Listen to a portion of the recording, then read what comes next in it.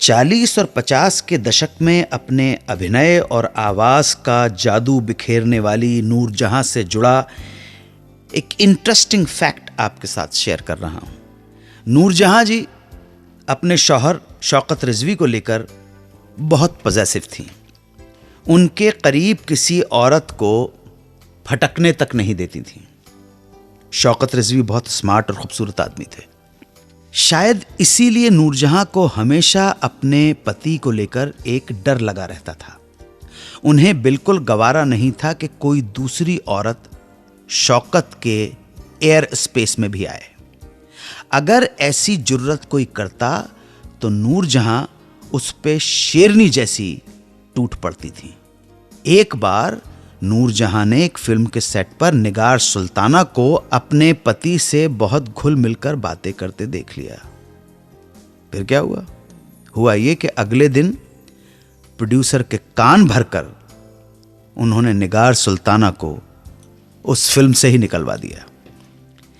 लेकिन हस्बैंड के लिए इतनी पॉजेसिव नूरजहां खुद रोमांस के मामले में कितनी नोटोरियस थीं, ये फैक्ट सुनिए। अलग अलग फिल्म मैगजीन्स में जो खबरें नूरजहां और उनके रोमांस के बारे में छपा करती थीं, उनके हिसाब से शादी के बाद नूरजहां की नज़दीकियां क्रिकेटर नज़र मोहम्मद के साथ भी थी। नज़र मोहम्मद के अलावा प्रेस और मीडिया में नूरजहां के प्रेम के चर्चे producer Aslam Parvez, film distributor M, निर्देशक हसन तारिक, संगीतकार नज़ीर अली और अभिनेता यूसुफ खान के साथ भी दर्शाए गए। अभिनेता यूसुफ खान के साथ वो हज करने भी चली गई थी। इन कुछ नामों के अलावा ये भी खबरें आईं कि नूरजहां को फिल्म दुपट्टा की शूटिंग के दौरान अभिनेता अजय कुमार से मोहब्बत हो गई थी। उसके बाद फिल्म गुलनार की शूटिंग के दौरान अभिनेता संतोष कुमार से उनके रिश्ते को लेकर खूब मसालेदार खबरें छपी। पाकिस्तान के जाने माने फिल्म क्रिटिक एजाज गुल की पुस्तक मलिका तरन्नुम नूरजहां द मेलोडी क्वीन में तो यहां तक लिखा है कि नूरजहां संतोष का प्यार पाने को बेताब थीं। लेकिन संतोष के सामने धर्म संकट यह था कि वो नूरजहां के पति शौकत हुसैन रिजवी को पिता जैसा मानते थे, आदर देते थे। पाकिस्तान के तानाशाह जनरल याहिया खान से भी उनके रिलेशंस काफी चर्चा में रहे।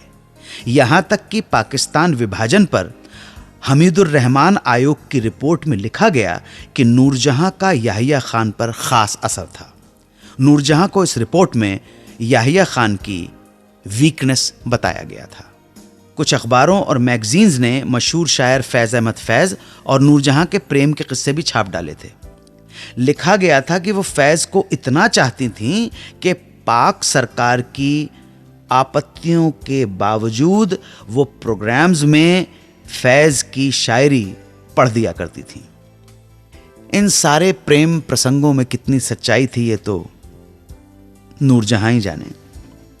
लेकिन ये सवाल ज़रूर जहन में उठता है कि जो वो पति से चाहती थीं, अगर पति भी उनसे चाहने लगते तो मुश्किलें बढ़ जाती। अगला सेगमेंट दिल ने फिर याद किया।